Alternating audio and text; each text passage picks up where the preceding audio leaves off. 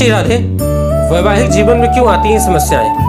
Even love marriage में भी मैंने देखा है, शादी के बाद लोग कहते हैं कि तालमेल की कमी आ रही है। मोस्टली जो कुंडलियां आने लगी हैं वो आज की डेट में वो भी इसी टॉपिक पे हैं कि वैवाहिक जीवन अच्छा नहीं चल रहा है, पति पत्नी में तालमेल की कमी है, प्रेम संबंधों में तालमेल की कमी है। वो रीजन क्या है कि आपसे अंडरस्टैंडिंग नहीं बैठ पा रही है। आखिर वो क्यों हो रहा है ऐसा? छोटी छोटी बातों को बहुत बड़ा बना दिया जाता है। एक छोटा सा शक वो इंपॉर्टेंट हो जाता है और रिश्ते सेकेंडरी हो जाते हैं। एक छोटा सा ईगो वो इंपॉर्टेंट हो जाता है लेकिन रिश्ते सेकेंडरी हो जाते हैं। वास्तव में आज लोग ईगो को ज्यादा इंपॉर्टेंस देते हैं और रिश्तों को सेकेंडरी कर देते हैं। वास्तव में क्या है, रिश्ते ज्यादा इंपॉर्टेंट है। आखिर वो दिक्कत क्या है कि क्यों दिक्कत आती है? आपकी कुंडली का 7th house, the Lord of 7th house, Brihaspati, शुक्र और मंगल, इनकी स्थिति का विचार किया जाता है। ये ग्रह जब भी सकारात्मक होते हैं तो वैवाहिक जीवन प्रायः अच्छा चलता है, और ये ग्रह जब भी नकारात्मक होंगे अर्थात नकारात्मक प्रभाव में होंगे तो वैवाहिक जीवन में समस्याएं आती हैं, अर्थात वैवाहिक जीवन स्मूथ नहीं चल पाता है। अब हम किसी एक ग्रह का नाम नहीं ले सकते हैं कि बृहस्पति के कारण ऐसा हो गया या मंगल के कारण ऐसा हो गया। वो रीजन कोई भी हो सकता है। सारे ग्रह हैं, सब अच्छे हैं, सब खराब है, अर्थात पॉजिटिव भी है तो नेगेटिव भी है, लेकिन वो मेन रीजन क्या है, इसके लिए आपको अपनी कुंडली का विश्लेषण कराना होगा।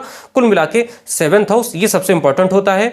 पुरुषों के लिए शुक्र देखा जाता है और महिलाओं के लिए बृहस्पति और मंगल का विचार किया जाता है। ये मुख्य रूप से है। अगर इनकी स्थिति अच्छी है, इनका उपाय किया जाए, सही तरीके से इनको बैलेंस किया जाए ग्रहों को रेमेडी के द्वारा, उपायों के द्वारा, तो आप देखेंगे वैवाहिक जीवन में आने वाली समस्याएं काफ़ी हद तक कम हो जाती हैं, काफ़ी हद तक बैलेंस हो जाती हैं।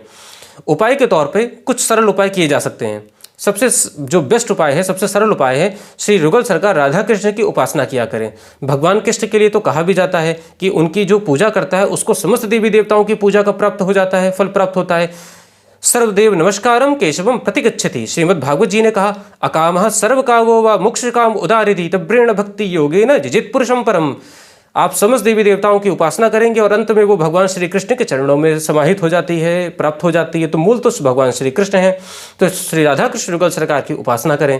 इसके साथ ही साथ अगर आपको देखना हो तो नहाने के बाद सुगंध का प्रयोग किया करें, हल्की सुगंध लगाया करें, डिओड्रेंट ना लगाएं, डिओ को अवॉइड करें, एल्कोहल वाली परफ्यूम्स को भी अवॉइड करें, शुद्ध इत्र का प्रयोग करें, वो सबसे बेस्ट रहेगा।